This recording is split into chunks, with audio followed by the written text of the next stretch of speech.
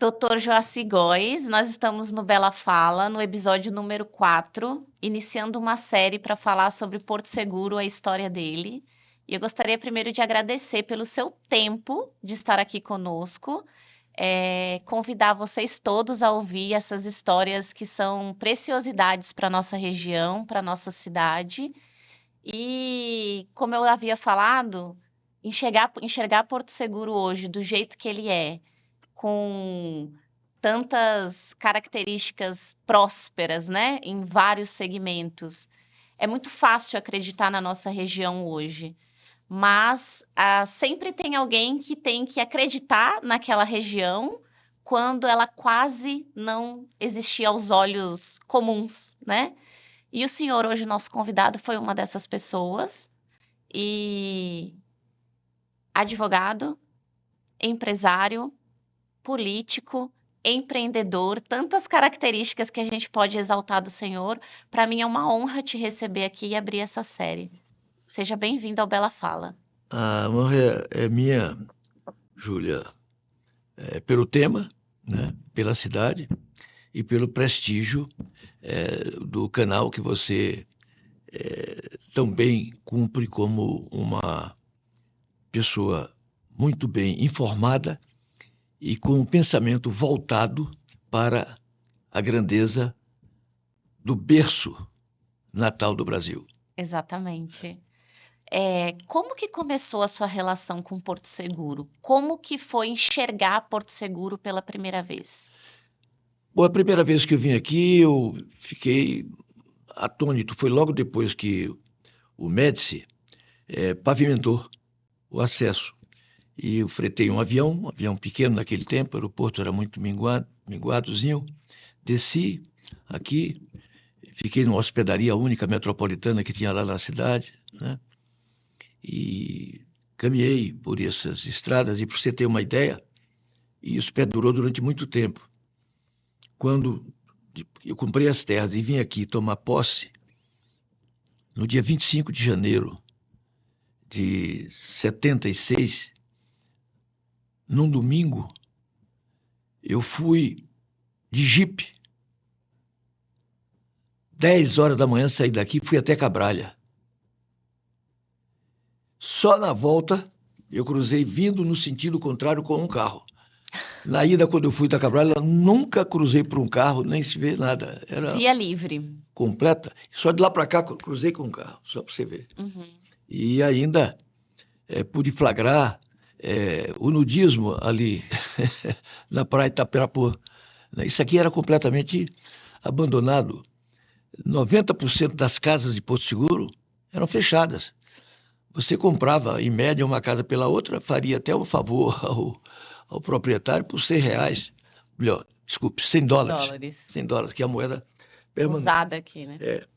Então, a cabeça começou a ferver, né? Não é possível que um espetáculo de lugar como esse, com tanta história, é o único país do mundo que tem um atestado de nascimento, né? Uma certidão de nascimento. Uhum. Não há outro país do mundo.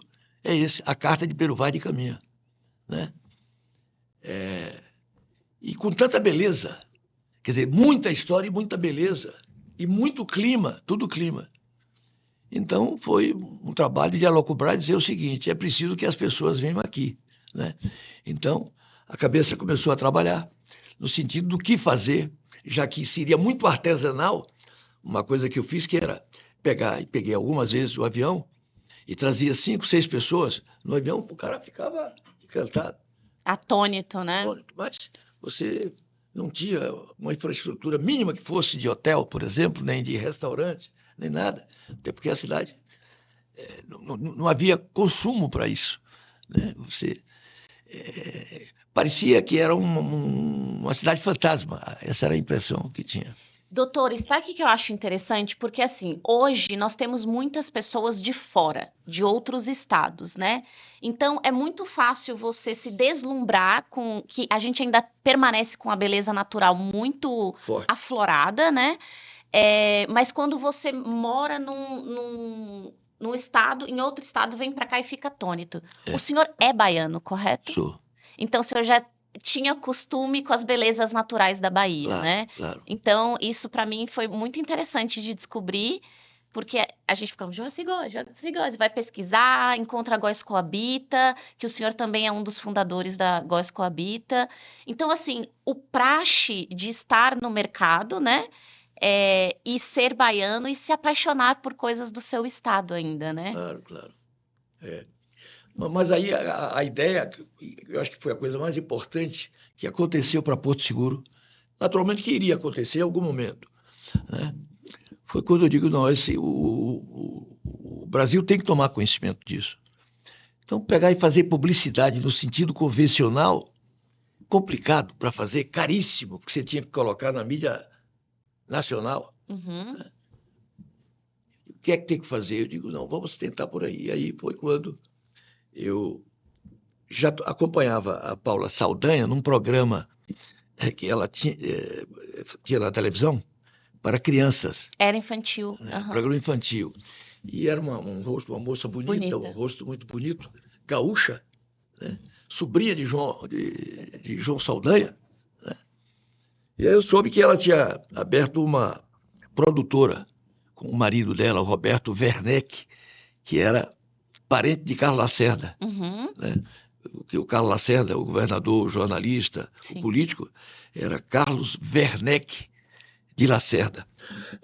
Então, ela foi contratada, forneci a ela um helicóptero, trouxe o helicóptero para cá, para ela filmar tudo que ela quisesse filmar, para lá, para cá, e de fato ela cobriu de Cabralha, Santo André, na realidade, Santo André, cobriu até Corumbau, né? E de vários ângulos. E filmou durante 2 horas, era um copião de 2 horas, um material vastíssimo. Uhum. E ela editou esse material, né, para colocar nas televisões. Como ela era da Globo, continuava com grandes ligações com a Globo, e o material era bonito, mas eu não sabia, e ela seria remunerada pelo que saísse. Não existia um plano. Não, não. O senhor largou na mão dela e falou, faz o que você achar que... sair, a gente estabeleceu um valor de mídia e pronto, eu ficava sempre aguardando no Fantástico. Ela disse, vou tentar botar no Fantástico. E tal. E no dia que Roberto Marinho, até o dia 4 de dezembro de 70, ele fazia 75 anos, no dia 4 de dezembro de 82. Eu estou vendo, anunciou o problema de Porto Seguro, eu vi já por uns lances bonitos, etc. Aí quando eu vi aquele deslumbramento, aquela explosão de sol, de claridade, de mar, de onda, aí bateu e tal. No outro fim de semana, a quantidade de carro que entrava aqui em Porto Seguro foi um assombro. O pessoal dormia dentro do carro, embaixo da ponte, não tinha hospedaria para isso. Camp improvisado, camp da gringa, entendeu? Teve um nível de ocupação e até para poder estacionar o carro dentro para ficar ali do Meu do Deus, carro. que caos, Então, né? invadiram uma área nossa para fazer um pequeno camping lá e tal, segurando, conversamos com o cara devagar, vamos ver lá e tal. E aí pronto, aí foi aquela coisa, as pessoas chegando e tal. E eu, aí, como deputado, eu fui eleito constituinte em 86, eu pressionei e consegui ampliar o aeroporto para descer aviões. Eu era muito amigo do fundador da TAM, né? Que morreu naquele acidente de avião, de helicóptero lá Uhum. no Paraguai, na fronteira do Paraguai. O comandante Rolim. comandante Rolim, ele fazia uns voos fretados, mas muito limitados aqui por causa da condição do aeroporto e tal. E eu tinha um avião que eu deixava em São Paulo na TAM, e quando eu chegava lá, eu descia, ele mandava me chamar, dizia, olha, o comandante está aí, eu subia para conversar com ele lá, como é que vai o negócio, tá? Eu já deputado, tal, ele sempre muito gentil comigo, cara, grande Ele era empresário. sensacional. Eu trabalhei na TAM há algum tempo. O meu pai foi chefe de manutenção de várias Certo. empresas aéreas. E a TAM levava a gente, quando você era contratado, ele levava a gente para a base, para conhecer a história do comandante Claro, Rupi, claro. viver aquilo, entender a filosofia da É. empresa. Era sensacional, Eu, assim, a cabeça dele, sensacional. quantas vezes eu ia pegar TAM de São Paulo para qualquer lugar e estava ele em pé ali, ele o presidente, para cumprimentar cada Recepcionando. na saída e dos voos de descida, apertando a mão do pessoal. Quer dizer, uma coisa extraordinária. É. Foi lamentável a morte Uhum. dele, né? Embora, como isso já pertence à história, dizem que ele estava pilotando. Eu sei. Então deixa para lá. Deixa pra lá. É, Voltando ao aeroporto de Porto Seguro, que é mais seguro. é mais seguro. Então, o aeroporto ficou pronto. E aí, pronto, os voos começaram a vir, a chegar. E já houve muito mais voos de carreira para cá do que tem agora. Uhum. Porque aí outros mecanismos de vir para cá foram se estruturando e tal. É verdade que no caso do Sul ainda continua tendo muito voo. Salvador é o menor mercado das grandes cidades brasileiras para Porto Seguro. Eu acho isso muito, muito Mas é atípico. explicável. É explicável pela quantidade de praias que tem do lado de lá. A Baía de Todos os Santos, muita coisa. O litoral norte, nós também desenvolvemos lá o litoral Sim. norte, né? Lá muita coisa, Praia do Forte, Guarajuba, é uma praia de uma beleza imensa, né? E um turismo também de lá, um turismo de mais alta renda em média. Uhum. Né? Aqui houve erros na condução do turismo daqui, mas houve acerto. Mas o fato é que essa realidade que está aqui e Nessa época em que começou esse boom, né? Apareceu no Fantástico, 17 minutos veiculando em rede nacional, veio o boom. Foi aí que veio a sua ideia de fazer o primeiro hotel de Porto Seguro, porque existiam hospedarias, Claro, aí pousadas quando e tudo. chegou, eu resolvi empreender de uma maneira inovadora. Os Uhum. loteamentos que existiam aqui eram loteamentos muito pequenos, etc. Então, fiz um loteamento lá em Itapirapuã, decente, com áreas, botando os percentuais. Há um detalhe importante. Eu chamei o prefeito daqui, e chamei o prefeito com o secretário dele de obras e dei os parâmetros. Quem era o prefeito daqui naquela época? Era aquele. Hein? Como? Valdívio? Sim, Valdívio Costa. Uhum. Valdívio, um sujeito muito inteligente, embora muito personalista, eu digo, tem que orientar o solo. Que eu, quando fiz lá, eu criei as minhas restrições, entendeu? O pessoal achava que se a lei pode botar aquele loteamento, digo não, botei lotes grandes, etc, etc. Você fez seu TAC. Você fez seu TAC. Botei percentual de área verde e etc. Eu digo, esse tem que ser o padrão. Subi o preço, para dar logo dignidade. Fiz o hotel, estava dos Pataxó. Você pode localizar a gente, doutor? Logo. Geograficamente. Geograficamente fica a 1 quilômetro depois da entrada do Alto do Mundaí. Certo. Do lado esquerdo. Uhum. Fiz uma casa do lado, que era uma casa singularíssima no Brasil. Depois, quando eu me separei, por mim não, que a gente continuou, mas meus filhos dele, etc., a gente estamos separando até hoje, há 30 anos. Eu e meu irmão, ele ficou com essa casa minha lá embaixo. E como essa casa, ela era uma palafita alta, toda coberta de piaçava. Léo fala muito dessa. É aquela que Léo super fala. Léo é encantado, ele fala Júlia até hoje. E ele ainda comenta assim: você chegava lá, tinha café da manhã posto.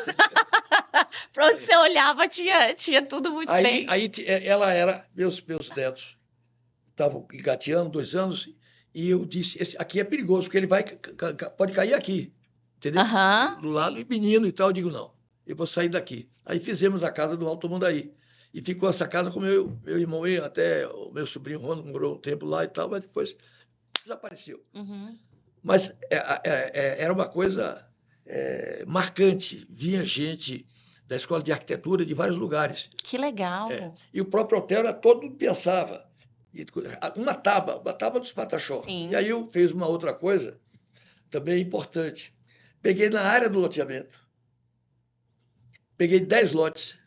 Fez as cabanas. Contratei 10 famosos arquitetos brasileiros do Rio, de São Paulo, da Bahia, para que cada um fizesse a cabana, que seria de piaçava, coberto de piaçava, com 120 metros quadrados, a cabana dos seus sonhos. Então dizia, você quer 2 quartos? Não, é dos seus sonhos, é o seu. Você faz como você quiser. É o pertencimento, né? Quando você... E eu peguei e construí essas casas distante uma da outra 5 lotes. Entendeu? Entendi, claro que eu entendi. Pronto. O sujeito, quando chegava ali, já tinha vizinho. Eu não botei um ao lado da outra. Aham. Gente, é assim que se faz, tá? Não é? E aí, pronto. Aí as pessoas vinham, era uma coisa relativamente barata, mas de bom gosto. Uhum. Barata para quem podia, né? Mas o terreno, a construção era muito barata, muito simples e tal.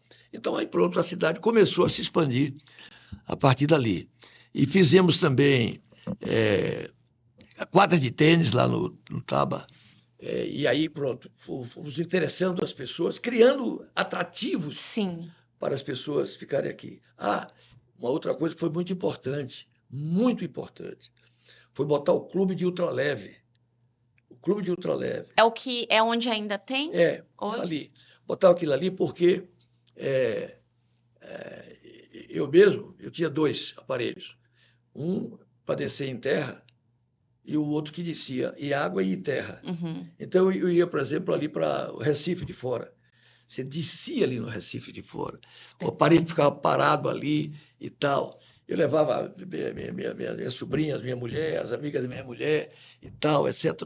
Todo mundo, e isso, eu próprio, quantas pessoas iam para lá e subia, para voar. Todas essas coisas foram criando, em torno de Porto Seguro, essa mística, né, que hoje é uma grande realidade, e é um local ainda muito longe de ter feito o aproveitamento das suas possibilidades. Eu acredito também na prosperidade da região. O prefeito Jânio Natal me mostrou a maquete de uma marina para fazer ali. A maquete é um espetáculo. É um espetáculo. E temos que criar uma condição de acesso, já é estudável, para que os transatlânticos parem aqui. À época eu mandava fazer pesquisa, o gasto por dia médio de um passageiro de transatlântico, relativamente à média do consumo aqui, médio, era 60 vezes maior. Nossa. Você cria um nicho, né? Geralmente, lugares que têm esse nicho aquático, né, do público náutico, tem um ticket bem maior, né? E traz um glamour para a cidade muito legal. E eu sempre fico pensando assim, a gente já tratou com alguns incorporadores que têm interesse em fazer uma marina ou algo assim. E eu fico pensando, falo, gente, como pode, né? Existe hoje, mas assim, num porte muito pequeno, muito irrisório. Muito modesto. Mas eu fico pensando, até o nome da nossa cidade é tão propício para trazer o náutico para cá. Claro. Porto Seguro. Claro. O que acontece que a gente tem essa dificuldade de desenvolver esse ramo? É um absurdo. É por isso que tanta gente diz que o povo brasileiro, de um modo geral, é um povo caranguejo, que vive à borda do mar e de costas para ele. Porque o caranguejo, você sabe, né? Ele sai, ele vai para o mar de costas. De costas, vai de costas. Então você tem muitas coisas naturais. Você vê surgindo ali na entrada lá do rio João de Tiba, sim, ali de um lado, o Buranhém, tem essa ilha aí, de frente, que você pode aproveitar aquilo ali para ser um ancoradouro ali de barco e tal, entendeu? É de particulares, mas o poder público pode chegar lá e expropriar, pagar o valor naturalmente justo daquilo ali. E aquela própria entrada, o Porto Seguro está ali. Exatamente. Tá ali, entendeu? Muita coisa boa que você pode fazer aqui. O turismo cultural aqui poderia ser feito, por exemplo, aqui nós teríamos que ter a edição, a prefeitura, através editar todos os livros que já se escreveram sobre Porto Seguro, parte da história. Eu, que sou comprador de livros, e quando eu chego... E autor de alguns. E autor de alguns. Eu chego Preciso confessar que tenho uma leve inveja. Mas, viu, a gente não aproveita isso adequadamente, entendeu? Nós teríamos que ter Um aqui, parque do descobrimento. claro, lógico, Porque olha só, eu fui recentemente para São Paulo, para o Parque da Mônica com a minha filha. E assim, é do Brasil. Aquilo ali é do Brasil, é feito, né, por um artista brasileiro. E eu fiquei pensando, tanta coisa lá, tanta coisa, e seguindo bem os padrões da Disney, assim, eu falo, gente, se a gente traz uma filosofia, uma cultura dessa, voltada para a natureza e o descobrimento do Brasil aqui em Porto Seguro, eu duvido. Porque, doutor, fala sério, você pega um avião, vai para São Paulo, para uma selva de concreto. Adoro São Paulo, nada contra São Paulo. Tem as coisas boas de lá. Mas assim, você sai daqui onde tem uma baita beleza natural. Você não tem como atrair um público, principalmente que tem criança para cá, um parque do descobrimento. Um claro, parque, sei lá, um parque aquático misturado com as naus, misturado dá para fazer uma coisa tão legal sem aqui. dúvida. E você vê, além disso, você está dizendo, Me empolguei. uma vez, Já criei um parque. a Sinfônica, a Orquestra Sinfônica de Minas Gerais,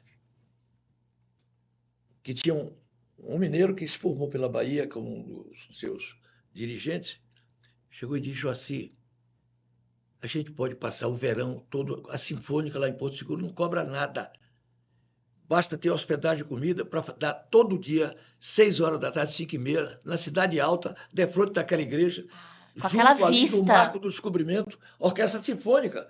Você atrai um público sofisticado, que gosta disso para cá. Você está entendendo? Aham. Não é só a barraca de praia, é espetacular, Ótimo, sem dúvida, estrutura ótimo, perfeita. mas não é só isso, Exato. entendeu? Aqui, você já viu a lua saindo, vendo aqui daquele mirante da cidade histórica? É Claro. algo assim, Coisa louca. é de ficar parado, olhando, sem pensar em nada, assim. É claro, claro. Existiam alguns restaurantes ali antigamente que as pessoas iam, tudo, mas não sei, eu acho que esse lado cultural e natural, ele pode tá ser, virgem ainda, tá tá virgem. Aqui você poderia pegar a partir da carta de caminha.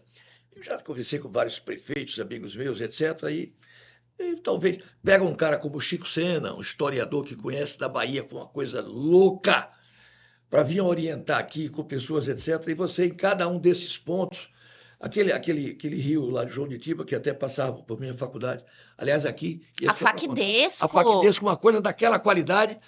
Os índios invadiram da noite para o dia, expulsaram todo mundo, queimaram os livros lá para poder fazer 3 milhões de reais de livros para poder. Tive muitos amigos e amigas que na Facdesco, que estudaram na Facdesco. Entendeu? Então, você veja, e pior, e agora aqui que nós estamos fazendo. E Porto Seguro tem que ter cuidado com a propagação aqui do crime organizado.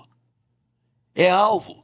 Estou chamando a atenção do corregedor da Bahia, chamei do anterior, Roberto Frank, estou chamando a atenção Salomão Rezedá, do atual, para nós termos cuidado com isso. Uma mescla com o movimento Sem Terra e até botando os pobres inocentes índios no meio. Índiozinho lá e tal, com caminhonete de 500 mil reais e tal. Isso é o crime organizado. Nós não podemos ter medo do crime organizado. Nós temos que enfrentar o crime organizado. É verdade que já veio o exemplo do governo federal. Vocês se mantêm firmes nas batalhas que vocês também travaram por conta dessas invasões também, né? A travar. Olha, Júlia, eu me pergunto, e eu acredito que muitas pessoas se perguntam, né? Quando a gente passa ali pela Ponta Grande, eu fecho os meus olhos, eu vejo resorts. Meu Deus. Eu vejo coisas assim, sabe? Maravilhoso. Eu meio que fico viajando, assim. Aí você chega. O que acontece? Você chega na Coroa Vermelha e vê aquele desastre de ocupação. Quer dizer, é uma coisa inacreditável. Quer dizer, o poder público teria que vir estadual e federal, respeitando todos os direitos dos índios, etc., mas botar decência física, aquilo é Porque merece ali, né? Uma localização muito nobre. As pessoas chegam ali e ficam até com medo de entrar para ir lá no local da missa, primeira missa. O local da primeira missa no continente americano, 26 de abril de 1500, isso não é brincadeira, isso tem que ser uma coisa, entendeu, notável. Somos um país cristão. Lá atrás, doutor, voltando, quando você veio, comprou aqueles quilômetros de praia, trouxe a Fantástico e tudo, existia essa conotação histórica? Não, muito pouca. Não havia índio aqui. Não havia índio. os índios saíram daqui, tanto que aquela área que invadiram nosso lá em cima, nós já ganhamos no Supremo. 25 anos, 31 anos depois, mas ganhamos. Aquilo não é terra de índio, não era terra de índio. Essa nossa terra aqui é a terra de titulação mais antiga que há no Brasil. Ninguém tem terras tão antigas em titulação contra essa terra daqui. E nós vamos denunciar. E o senhor Rui Costa, governador do estado, fez uma doação a pedido do Sem Terra de uma área que hoje invade a minha área lá em cima, um condomínio que a gente está fazendo lá em cima, nós estamos na justiça, foi no cartório, isso aqui está titulado, um título que ele deu recentemente.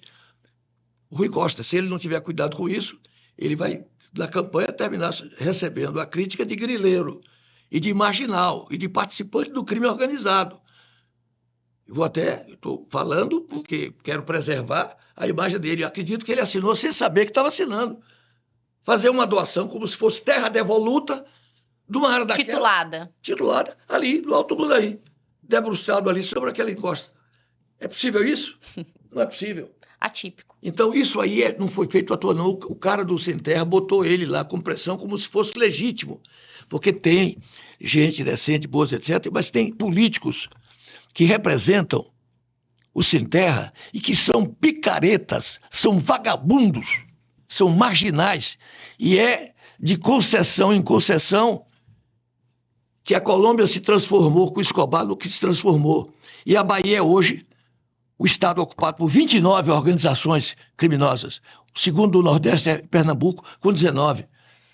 Quando o senhor falou do Mundaí, das terras, né, que estão em conflito. Quando o Mundaí se tornou o seu foco também, a sua área de atuação? Aquilo ali trocou porque a gente viu que era um local bacana, Planalto lá em cima, e aí onde tem aquela grande praça... Certo, aqui tem a vista, né? O bosque. Aquele bosque ali. Tem a igreja. Aquele bosque seria o local da minha casa, ali na frente. Funcionou uma boate ali, o Jungle. Sim. Durante muito tempo ali e tal. Mas eu achei que era demais eu ficar com aquilo para mim, da minha casa. Aí eu mandei fazer a praça. E fiz a minha casa, de frente lá e tal, aquilo ali. Então, não é sobre toda a terra que incide isso, não. A minha casa está dentro da doação. A minha casa que está lá, está dentro da doação. Agora, você imagine, e o cara que recebeu nunca apareceu para reclamar. Porque ele disse assim, meu Deus, eu vou chegar lá e vou tomar a tapa, entendeu? Se não vou tomar um tiro em outras partes. E aí, que absurdo. Então, Porto Seguro precisa ter cuidado com isso. É por isso que há um movimento no Brasil, todo partido, quando fica muito tempo no poder, ele termina acumulando vícios.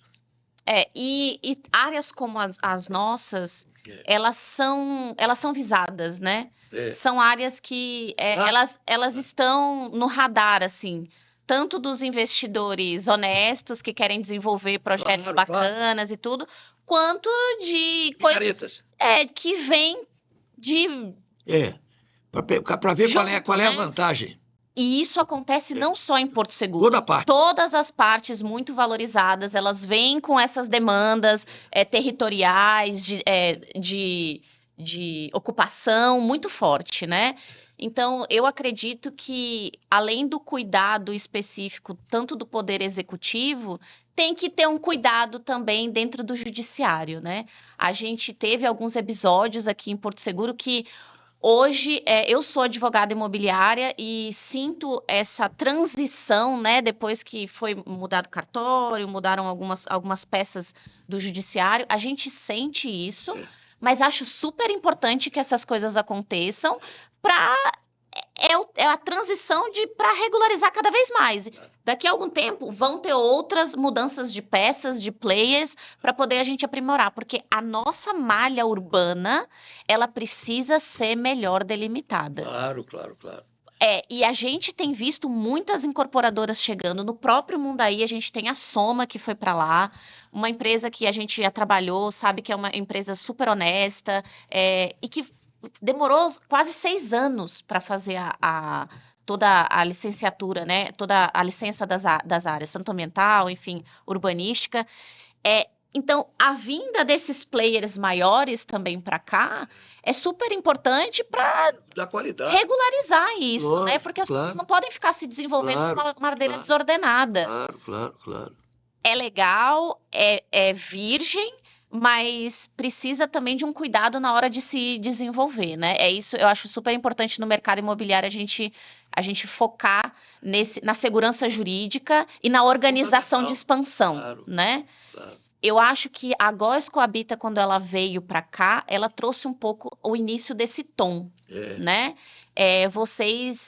Em algumas pesquisas que eu fiz, eu vi que vocês, em dado momento, foi a primeira empresa no ramo de construção civil do país. E foi. vocês chegaram também a fazer algumas construções internacionalmente também, Israel, Emirados, né? Claro. Então, Você sabe das coisas. toda essa cultura, essa bagagem que vocês trouxeram para cá, eu fiz as cabanas logo do outro lado, eu trouxe arquitetos e tudo, é uma maneira diferente de desenvolver o local, né? E muitas pessoas não sabem dessa história, né? É verdade.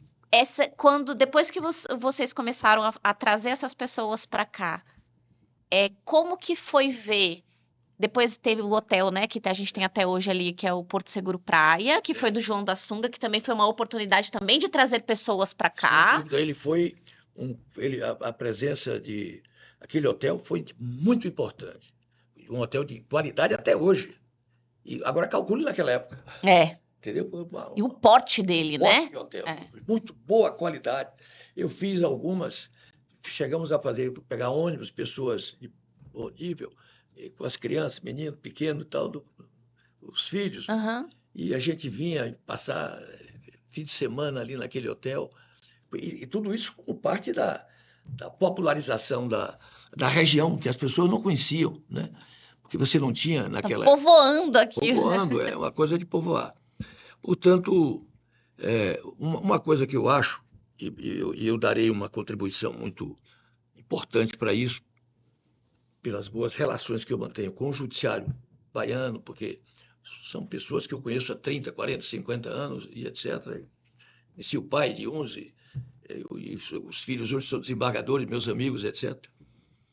E eles têm, de longe olhando assim e tal, que é uma iniciativa das lideranças das instituições de Porto Seguro, pedindo tanto ao governo do Estado, à Assembleia Legislativa da Bahia e ao Judiciário uma atenção especial para Porto Seguro.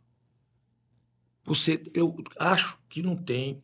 É muito difícil haver hoje, no Brasil, é muito difícil ter uma cidade que seja tão bem representativa em termos demográficos do que é o povo brasileiro como Porto Seguro. É. Não só em termos das 27 unidades da federação, como de países. Agora não sei, mas eu fiz uma pesquisa há 30 anos e identifiquei aqui pessoas de 68 países. Olha, 68 países é surreal. diferentes. Aqui em Porto Seguro, eu já cheguei aí num evento. Eu nunca vi isso na minha vida em outros lugares. Eu já cheguei num evento que as pessoas. Eu não tinha um falando português. Pois é, entendeu? Não tinha um falando português. Você ouvia, eu ouvi no mínimo umas 6 línguas falando dentro do evento. E não era português. Eu falei, meu Deus do céu, isso daqui é muito fora da caixa. As pessoas têm um olhar, assim, e chegam em Porto Seguro e veem o que você viu ainda hoje, atualmente. Então, isso há de ser E aqui eu valorizado, quero dar né? um crédito a uma sobrinha afetiva minha, né? Liliane Andrade, filha de Moacir Andrade, que foi vereadora aqui de Porto Seguro. Ela própria poliglota e etc. Um dia, conversando sobre essas coisas, ela fez uma definição de Porto Seguro que eu nunca vi nada tão feliz. Ela disse: Porto Seguro não é uma cidade do interior da Bahia. Porto Seguro não é uma cidade do interior do Brasil. Porto Seguro é uma cidade do interior do mundo. Entendeu? Muito legal. É uma expressão de uma felicidade. É. É uma cidade do interior do mundo. É uma cidade cosmopolita. O Cosmopolita. sentimento Concordo. cosmopolita que você vê na Bahia. São Paulo é grande demais, tem gente de todo tipo, mas aqui você vê logo aqui, ali e acolá. E onde as pessoas se sentem à vontade. Muito à vontade. E outra coisa, Elas se despojam de É. tudo que pode ter, assim, importância em outros lugares, É. né? A atmosfera daqui É. traz uma tranquilidade, uma qualidade de vida, sem dúvida, que é o que a gente que trabalha com o mercado imobiliário, a gente sente isso quando as pessoas chegam aqui.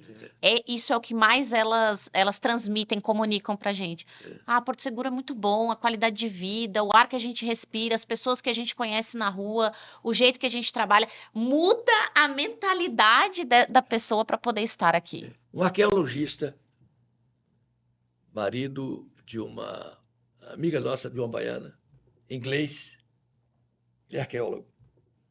Ele veio aqui, amigo da família, meu filho, chegou em nossa casa. Ele viu a casa, gostou, um terreno grande, ali e tal, aquele mar. E ele se apropriou das condições de trabalho do zelador da casa. Ok. O salário que ganhava, com alimentação, dormida. Ele, então, virou-se para mim e disse, olha, nessas condições, eu me ofereço. E um cara com nível universitário, doutor lá, etc., para vir trabalhar, ser o caseiro de sua casa. Porque é o melhor lugar do mundo para eu fazer os estudos que quero fazer. Essa paisagem que eu vejo aqui, a natureza, etc., esse mar, essa coisa toda, e eu não quero outra coisa na vida. Quer dizer, entendeu? Só para mostrar como o Porto Seguro é uma aspiração. Por exemplo, você que é gaúcha, claro, que o Rio Grande do Sul é um país, aquilo não é um estado, é um país, não é um país com uma personalidade incrível, né? Com lugares extraordinários para você ir frequentar, né? E tal. O futebol está... Tinha Tá que bom. falar sobre isso, né? Mas eu não ligo. Tomara que o jogo do Bahia contra o Grêmio também seja lá. Acho que Lá em casa eu sou gremista, tá? Vou logo avisando. A cor da minha camisa não nega. Lá a briga lá de casa é esse. É a minha filha. Você é Bahia ou é Grêmio? Filha, os dois. tem coisas na vida que a gente não fala. Mas eu digo a você que Porto Seguro tem tudo para ser muito mais do que o que já é. Entendeu? Mas muito mais. Se a gente se der conta, meu Deus do céu, isso aqui, por exemplo, se equipar adequadamente, que não está equipado adequadamente para fazer. Tem lá o centro de convenções, etc., mas para organizar as convenções, como ele for, entendeu? Você vê que a área lá de Trancoso, você vê como ela se enobreceu. Sim. Né? O nível de renda e essa coisa toda e tal. A cidade pode ser popular como lá de cá, mas tem que ter espaço para intelectuais que não têm o dinheiro daqueles que podem frequentar Trancoso. Com certeza. Entendeu? Esse aqui é o problema. Com certeza. E assim... Eu até digo uma coisa interessante, você vê o seguinte, que as pessoas estão vivendo cada vez mais.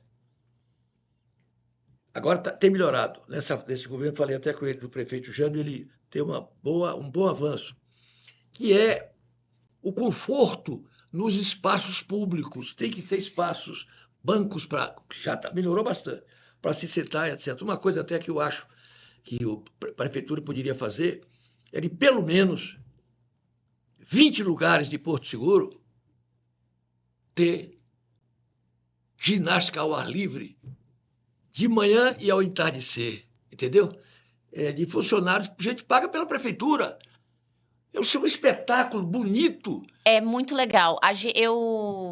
Eu já tive a chance de morar em Maceió. Meu pai morou algum tempo em Aracaju, não morei, mas visitei. E tenho alguns amigos em João Pessoa. Quer dizer, é por isso que você morou em tanto lá que você tem esse ar internacional. Essa é uma característica que as pessoas gostam. De estar à beira-mar, claro, mas não limitar a beira-mar tão somente à vista bonita. Claro. Dá uma utilidade a ela. Então, nesses lugares eu pude observar isso. O os parques infantis, Lógico. as ginásticas para pessoas de meia idade, o calçadão para os atletas, Claro, os eventos. E assim, eu vejo esse movimento acontecendo em Porto Seguro, engatinhando em Porto Seguro, tá trazendo melhorando. maratonas, É, coisas do esporte são muito legais. claro, Trancoso viu isso muito mais cedo que a gente. claro. Eles trouxeram Trancoso, trouxeram o Brasil Ride, Trancoso Você Running, veja o e seguinte, nisso você olha, vê Maria uma Júlia, movimentação até absurda, a né? distância daqui a Cabralha, que é uma meia maratona, É. por coincidência, uma meia maratona é só começar dali para lá para cá, num plano absoluto. Esta mesa aqui, ó, esta mesa, É. entendeu? Esta mesa aqui. Poxa, E o fio condutor de uma natureza exuberante, né? extraordinário, extraordinário. Não, eu lhe digo o seguinte, é um dos lugares mágicos do mundo, Porto Seguro, razão pela qual ela tem força, tem apelo, né? Quando você convida as pessoas, olha, amigos meus que eu tenho, etc., eu sei, pai, tá. Eu digo, olha, eu tenho uma casa em Salvador, tenho uma casa lá em tal, tenho uma casa em Porto Seguro. E se eu Chama tiver que escolher, atenção. Porto Seguro. É isso que te faz ainda acreditar aqui?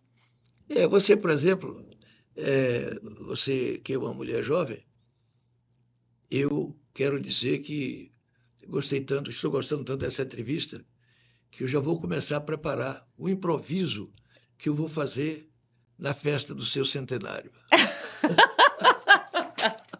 Obrigada, viu? Gratidão. Mas que está longe, não se pensar, não. Está muito O longe. senhor está tentando descobrir isso desde a hora que o senhor sentou aqui, não é a minha idade. Vai ter que ficar para a próxima conversa. Será um prazer. Eu vi nessa conversa, eu sei que o seu tempo está esgotando, o senhor tem uma viagem, né? Mas falamos muito de Porto Seguro, desse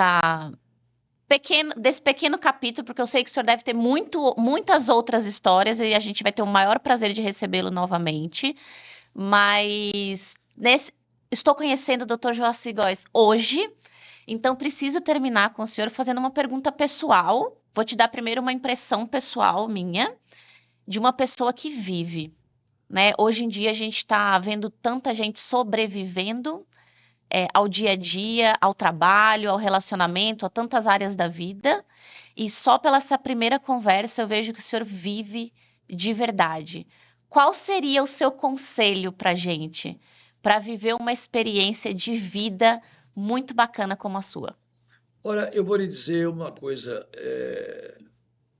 Até minha mulher costuma dizer o seguinte, que nunca vi uma coisa dessa, porque se eu tenho uma grande conquista de qualquer natureza, ou tenho um revés muito grande, eu não altero o meu humor. Naturalmente, eu vou preferir sempre as coisas boas, mas não altero o meu humor. Eu me transformei em estoico aos 17 anos de idade, quando eu travei conhecimento pela primeira vez com a obra de Zenão, né? Então, eu aprendi ali que o que nos afeta não são os fatos, mas a interpretação que nós damos aos fatos, né? Depois aprendi com Dostoiévski, aprendi também com Jorge Luis Borges, dentro dessa mesma linha de raciocínio, que temos que ter cautela com o triunfo, porque tende a nos fazer arrogantes, do mesmo modo que a gente tem cautela com o fracasso, porque tende a nos abater.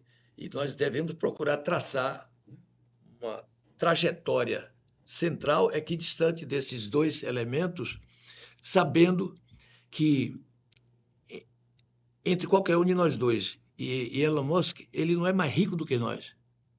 Ele tem mais dinheiro do que nós temos. Mas o ar que ele respira não é melhor do que o ar que nós respiramos. A comida que ele come não pode ser melhor do que a comida que nós comemos. É carne boa, de boa qualidade. O Brasil exporta o mundo inteiro. Peixe de boa qualidade, frango, o que mais? Até porque se comer em excesso, vai ser ruim para a saúde. O ar refrigerado dele, gela a 0 grau, vai morrer congelado. Quer dizer, o meu, com 23 graus, eu estou muito satisfeito. E o seu? O tamanho da cama dele, a nossa é de 2 por 1,60, sei lá. A dele é de 1 quilômetro por 1 quilômetro. Não pode ser, para quê? Vai ficar perdido. O carro, nosso carro transporta tudo. Então, os elementos de acesso à vida, dos meios de comunicação que você tem hoje, etc., você tem acesso a tudo. Tanto que eu costumo dizer que se Karl Marx, que era um muito inteligente, né, muito acima dessa esquerda beócia que tem no Brasil, essa esquerda terceiro-mundista que tem no Brasil, né? Aliás, eu costumo, quando falo nesses programas, e para mim seria muito bom, de maneira civilizada, chamar os doutores da esquerda para vir discutir comigo. Na Bahia, pelo menos, ninguém vem. Ninguém vem, né? Bom, então, é lhe dizer que é isso. Você está entrevistando um cara que é milionário, como você é milionária. O problema, e todos que estão nos ouvindo são milionários, o problema é a percepção. Uhum. Se o sujeito fica colocando os olhos, né, na aspiração de coisas que não vão contribuir em nada para a sua felicidade. Ainda mais no meu caso, você calcule, chego aos 87, vou fazer esse ano 88 anos, caminho todos os dias 6 quilômetros, entendeu? Sou diabético há 50 anos, muito bem tratado com o meu veterinário-chefe. Né? Tenho os melhores amigos do mundo, tenho uma melhor família do mundo, razão porque eu digo em todo canto que eu amo muito meus filhos, como amei meus pais, como amo meus irmãos e amo meus amigos. Mas, acima de tudo, a pessoa que eu mais amo na vida é minha mulher. Que beleza. Com quem estou casado há 61 anos, faço agora. Parabéns. Entendeu? E Parabéns. o meu sobrinho Ronald, que aqui está, era pequeno quando compareceu com a mãe dele, né? E a minha, então, namorada, né? No dia da minha formatura, no palácio para o diretor, era uma solenidade bonita, né? Impunha, em nome da presidência da República, o anel e tal, do advogado. Você que sabe o que é isso. Portanto, eu sou, de fato, uma pessoa que me sinto muito feliz, muito alegre com tudo que me acontece. Isso explica por que quando o senhor veio para cá, o senhor estava com os óculos que Porto Seguro precisava para ser o que é. É isso mesmo. Eu acho que as coisas todas podem ser vistas por diferentes perspectivas, né? Cada uma delas condicionada pelo mundo interior que produz os nossos sentimentos. Muito obrigada, doutor, por esse tempo, pelas suas palavras, pelos seus ensinamentos, e eu quero ter um segundo papo com você. Foi um prazer conversar com você. Muito obrigada.